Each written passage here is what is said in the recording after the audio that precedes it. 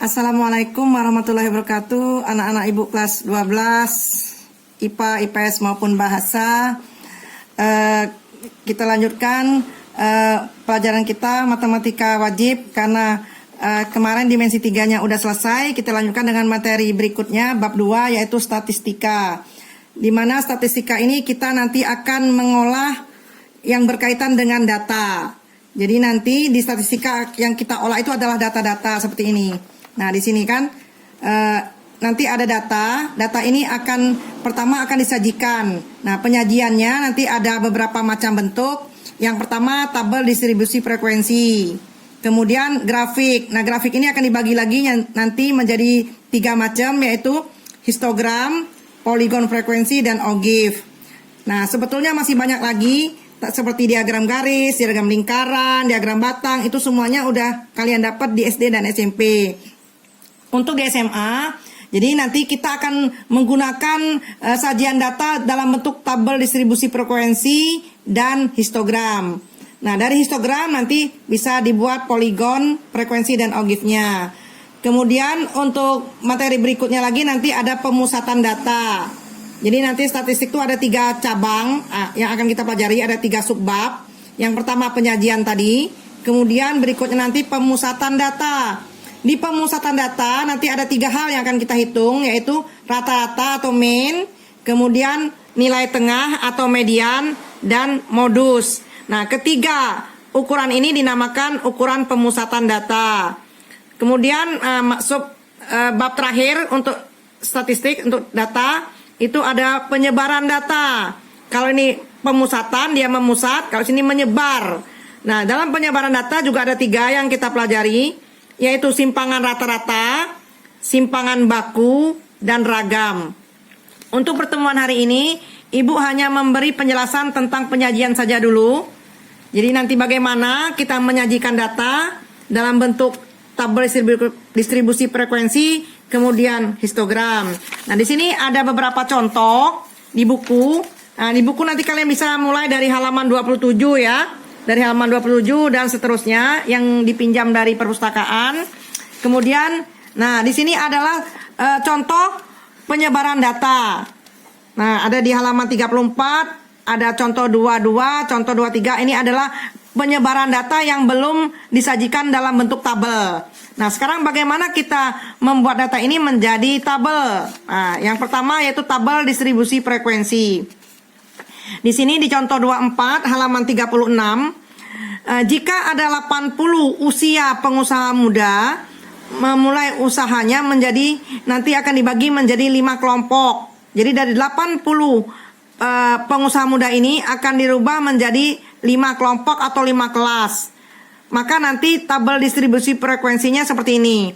Di sini kolom pertama adalah kelas. Karena tadi dibagi 5 kelas, maka dari usia 16 sampai usia 40 di sini. Nah, di sini nanti usia di kelas pertama usia 16 sampai dengan usia 20. Kemudian usia di kelas kedua usia 21 sampai 25 dan sampai kelas terakhir usia 36 sampai usia 40. Jadi di sini adalah kelas usia. Kemudian dari kelas ini nanti akan kita buat kolom baru lagi di sampingnya, yaitu batas kelas. Kenapa kita harus mencari batas kelas? Karena untuk menghitung ukuran pemusatan dan ukuran penyebaran, kita membutuhkan batas kelas. Nah, gimana cara mencari batas kelas? Untuk kelas pertama, yang dari usia 16 sampai 20, batas kelasnya menjadi 15,5 sampai 20,5. Nah, cara menghitungnya adalah 16 dikurang dengan 0,5 atau dikurang dengan setengah. Maka nanti akan menjadi 15,5. Nah, kemana pengurangan 0,5 itu? Nggak boleh hilang, interval kelasnya nggak boleh hilang. Nah, pengurangan yang 0,5 kita tambahkan di atas 20 ini. Nah, menjadi 20,5. Jadi di sini utuh, tidak ada yang berkurang. Ini dikurang setengah, setengahnya dipindahin ke atas menjadi 20,5. Nah, usia yang ini nanti mempunyai frekuensi 19 orang pengusaha yang berusia di antara 16 sampai 20. Nah, demikian juga untuk kelas kedua. Dikurang 0,5 menjadi seperti ini. Nah, frekuensinya ada 15 orang. Kemudian kelas ketiga yang usia 26 sampai 30. Batas kelasnya juga sama, dikurangi 0,5 yang bawah, yang atas ditambah 0,5. Banyak frekuensinya, banyak pengusahanya, 21 orang untuk yang usia dari sini sampai sini. Dan sampai dengan kelas terakhir, sampai usia 36 dan 40, itu ada 9 orang. Nah, nanti kolom ini akan kita tambah lagi, nanti kita akan banyak menambahkan kolom di sebelah kanan. Nah, di sini nanti kita akan tambahkan kolom lagi satu, yaitu nanti di sini kolom XI. XI ini adalah titik tengah kelas. Nah, bagaimana cara menambah titik tengah kelas? Bagaimana cara menentukan titik tengah kelas, yaitu dengan cara 16 ditambah 20 kita bagi 2. Berarti berapa? 16 tambah 20 36. Kita bagi 2. Berarti berapa? 18. Nah, sekarang sama. Ini ditambah juga dibagi 2. Ada lebih mudah caranya. Kita lihat dari 16 sampai 20 itu ada berapa intervalnya? Coba kita hitung. 16, 17, 18, 19, 20, berarti ada 5. Jadi kita tinggal nambah 5 aja untuk titik tengahnya. Jadi nanti di sini 23. Kemudian di sini 28. Di sini 33, di sini 38. Jadi nanti tinggal ini ditambah ini bagi 2. 26 tambah 30 bagi 2 dan 36 ditambah 40 dibagi 2. Nah, ini namanya titik tengah. Ibu ulangi. Titik tengah didapat dari penjumlahan interval kelas, yaitu 16, umur 16 sampai umur 20 ini kita tambah 16 tambah 20 kita bagi 2, dapat 18. Demikian juga aturannya sama sampai kelas terakhir. Tapi ada yang lebih mudah lagi, cukup hitung 1, tinggal kita tambah dengan panjang interval kelasnya tadi dari 16 sampai 20 ada 5. Jadi kita tambah 5 sampai sini. Nah, kita beralih ke contoh 2.5 sama. Tapi di sini kalau yang tadi di atas data pengusaha muda 80 orang, di sini ada 80 jumlah frekuensinya, ada 80 pengusaha. Yang di sini apa ceritanya? Dapat dikelompok menjadi beberapa kelompok data jika dikelompokkan menjadi 6 kelas. Nah, di sini ada pula data yang dikelompokkan menjadi 6 kelas. Nah, di sini tadi ceritanya apa? Nggak diketahui ceritanya apa ya, data apa di sini? Kita lihat di sini. Ada 6 kelas. Kelas yang pertama 41 sampai 50. 2, 3, 4, 5, 6. Ada 6 kelas. Yang terakhir 91 sampai 100. Batas kelasnya juga sama. 41 dikurangi 0,5 menjadi 40,5. Nah, 0,5 yang kita kurangi di sini kita tambahkan di atas menjadi 50,5. Mempunyai frekuensi 1. Kelas yang kedua mempunyai frekuensi 6. Sampai dengan kelas yang terakhir mempunyai frekuensi 6. Nanti banyaknya anggota di sini, banyaknya frekuensi, nanti tinggal kita jumlah berapa di sini. Nanti kita tinggal kita jumlah, maka di sini hasilnya berapa. Itulah banyak frekuensi. Kemudian sebelahnya lagi kita lihat contoh 2.6. Nah, di sini ada 5 kelas. Kelasnya pakai koma-koma sekarang. Kelas 3,5 sampai 5,3. Bagaimana cara menentukan batas kelasnya? Nah, kalau dia seperti ini, 3,5 ini bukan kita kurangi 0,5, tapi akan kita kurangi dengan 0,05. Nah, menjadi 3,45. 0,05 itu kita tambahkan ke 5,3 menjadi 5,35. Nah, dan seterusnya. Ini adalah banyaknya frekuensi. Nah, sekarang ini namanya yang contoh 24, 25, dan 26 ini namanya tabel distribusi frekuensi. Nah, dari tabel distribusi frekuensi ini akan kita rubah menjadi histogram. Nah, akan kita rubah menjadi histogram. Nih contohnya. Yang atas ini tabel distribusi frekuensi, yang ini adalah histogram. Ini tadi yang cerita pengusaha tadi yang jumlahnya ada 80 orang. Nah, dari tabel distribusi frekuensi ini akan kita rubah menjadi tampilannya berbentuk grafik, yaitu yang namanya histogram. Nah, histogram berbeda dengan diagram batang. Kalau diagram batang dia punya jarak antara batang ke batang, itu ada jaraknya, ada kosongnya. Tapi kalau histogram enggak, dia nempel. berarti dia nempel, nggak ada interval yang tersisa, berarti dia mepet semuanya. Nah, sekarang bagaimana cara menyajikan data dari tabel distribusi frekuensi menjadi histogram? Nah, sekarang kita lihat. Kita buat salib sumbu koordinat kartesiusnya. Nah, untuk sumbu yang horizontal itu adalah kelas. Nah, di sini adalah kelas. Kelas ini adalah tadi usia pengusaha muda. Nah, kemudian yang vertikal, sumbu yang vertikal itu adalah frekuensi. Jadi jumlah orangnya dalam kelas nanti. Nah, kemudian batang-batang ini adalah menunjukkan banyaknya kelas. Di sini kelasnya ada 1, 2, 3, 4, 5. Maka batangnya juga ada 5. 1, 2, 3, 4, 5. Kita lihat untuk kelas pertama. Di sini kalau histogram menggunakan batas kelas. Jadi nanti batas kelasnya 15,5 sampai dengan 20,5.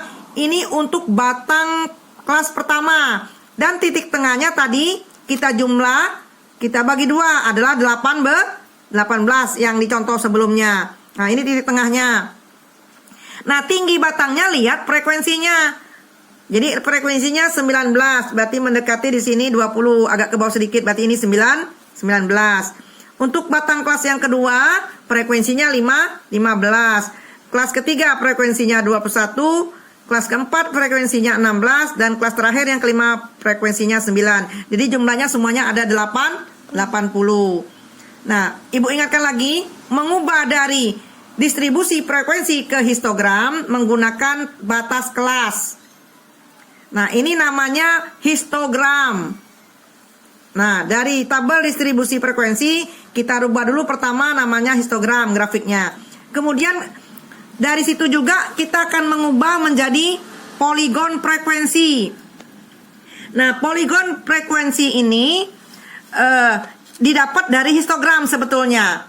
Nah, tapi dia menggunakan titik tengah. Nah, ini adalah titik tengah. Titik tengah yang XI tadi. XI. Nah, titik tengah. Jadi kan 18, 23, 28, 33 dan 38. Yang kita jumlahkan 5, 5, 5 intervalnya. Nah, ini dia seperti diagram garis. Jadi poligon frekuensi itu seperti diagram garis, tapi dapatnya dari histogram. Nah, bisa dipisahkan histogram dengan poligon frekuensi bisa dipisahkan dari 2 seperti ini menjadi 2. Bisa juga disatukan dengan cara batang-batang yang atas ini kita bagi 2 karena ini titik tengah, kita kasih titik. Nah, kemudian kita hubungkan ya, kita hubungkan seperti ini. Nah, kita hubungkan dari yang tengah ini, kita hubungkan, tarik ke sini pakai penggaris. Nah, kemudian kita hubungkan juga ke sana. Kemudian kita hubungkan ke tengah-tengah batang ini yang 16. Kemudian kita hubungkan ke titik tengah yang 9.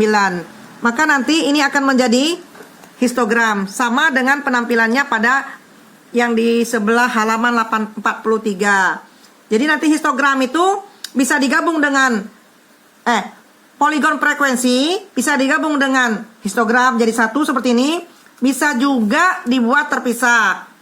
Nah, kemudian yang ketiga namanya ogive. Sebetulnya di gambar ini juga harus ada sumbu horizontal dan sumbu vertikal. Yang horizontal itu adalah batas bawah kelas 15,5, 20,5, 25,5, 30,5 dan 35,5. Jadi kalau ogive yang horizontalnya menggunakan batas bawah kelas BB, batas bawah kelas. Nah, yang vertikal tetap itu adalah frekuensi kumulatif. Nah, untuk mendapatkan frekuensi kumulatif, kita harus menambahkan lagi kolom di samping distribusi frekuensi kita. Jadi nanti tabel distribusi frekuensi ini bisa ditambah beberapa kolom lagi di sampingnya yang kita butuhkan dalam mengerjakan soal. Nah, di sini untuk menggambarkan ogive, kita butuh frekuensi kumulatif. Gimana cara hitungnya? Kita perhatikan tabel distribusi frekuensinya. Nah, yang ini namanya frekuensi kumulatif kurang dari. Ini kan lebih kecil, berarti kurang dari. Jadi bacanya adalah pengusaha muda yang usianya kurang dari 16. Ada nggak? Tidak. Nggak ada, maka 0. Yang kurang dari 21, berarti ada sebanyak 19. Yang kurang dari 26, berarti ada berapa? 19 dengan 15, maka jumlahnya 34. Yang kurang dari 31, berarti 19 ditambah 15 ditambah 21, jadi 55. Yang kurang dari 36, yaitu nanti 55 ditambah dengan 16, berarti sebanyak 71 orang. Nah, yang kurang dari 40, yang usianya kurang dari 40, berarti di sini nanti ada 40 di sini. Nah, yang usianya kurang dari 40. Nah, ada nggak? Nggak ada. Ada nggak? Banyak. Banyak, yaitu semuanya. Yaitu 80. Nah, kemudian dari frekuensi kumulatif kurang dari ini, maka kita bisa menggambarkan ogifnya.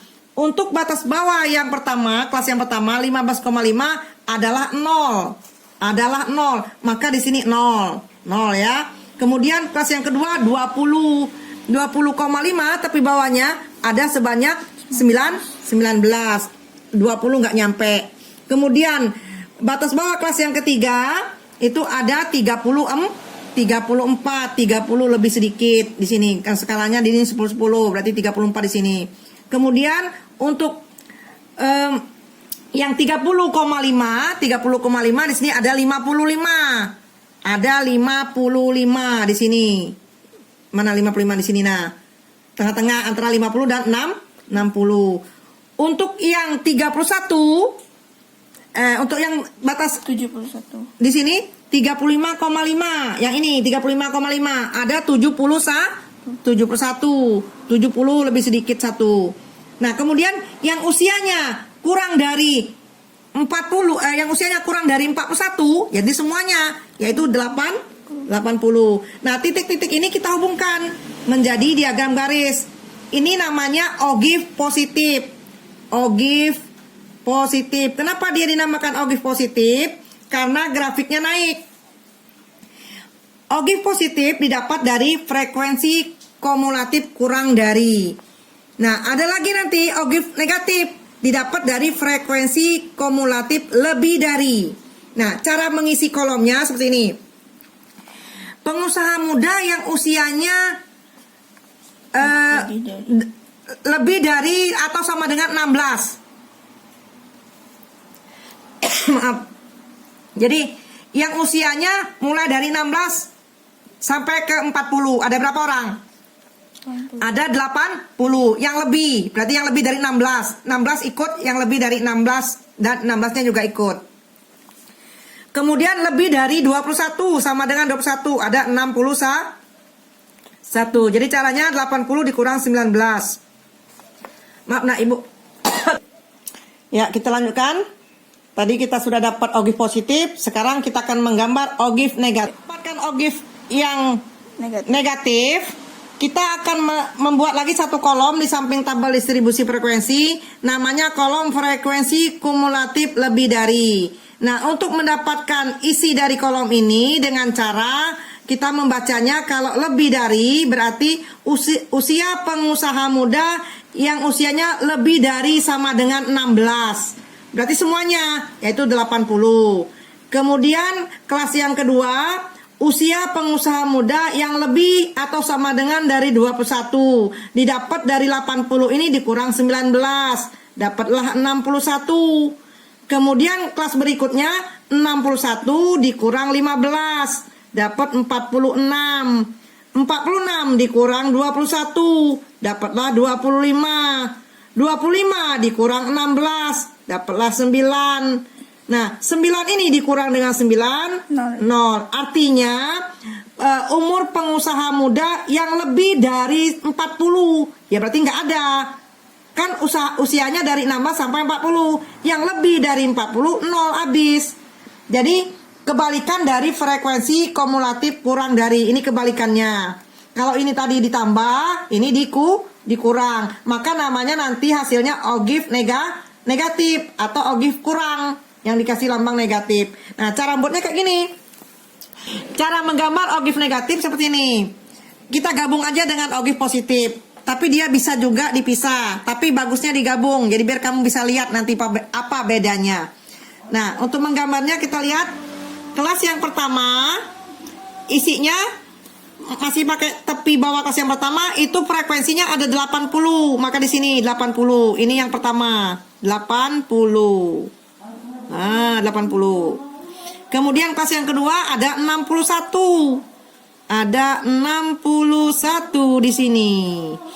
Kemudian kelas yang ketiga ada 46. 46. 46 di sini. Ya. Kemudian kelas yang keempat ada 25. 25. Di sini 20. Di sini tengah-tengah. Iya, 25. Kemudian kelas yang ini berikutnya ada 9. Ada 9. 10 nggak nyampe di sini. Nah, terus yang terakhir 0. Yang usianya lebih dari 40 nggak ada. Udah 40,5 tahun nggak ada. Jadi tinggal kita hubungkan di sini. Setelah titik-titiknya tadi sudah kita letakkan di sini, maka kita tinggal menghubungkan dari titik ke titik mulai dari sebelah kiri. Jadi kita hubungkan titiknya. Nah, kita hubungkan. Ya. Nah, dapatlah yang merah ini namanya ogive negatif. Kenapa dia ogive negatif? Karena dia turun. Ini namanya ogive negatif. Nah, yang naik namanya ogive positif, yang turun namanya ogive negatif. Membaca ogive itu membaca grafik itu dari kiri ke kanan. Jangan dari kanan ke kiri, nanti malah terbalik. Nah, sekarang Ibu ringkas lagi. Kita hari ini sudah belajar tabel distribusi frekuensi, sudah belajar histogram, sudah belajar poligon frekuensi, sudah belajar juga ogive. Apabila masih belum paham, kalian bisa lihat di buku yang dipinjam di perpustakaan ini, yang Ibu pakai ini. Kita tadi kan sampai halaman 43 ini gambar ogive-nya. Nah, di belakang ini masih banyak contoh soal. Bisa kamu pelajari. Caranya sama. Distribusi frekuensi, rubah ke histogram, rubah ke poligon frekuensi, dan rubah menjadi ogive. Ogive-nya tambah lagi satu ogive negatif.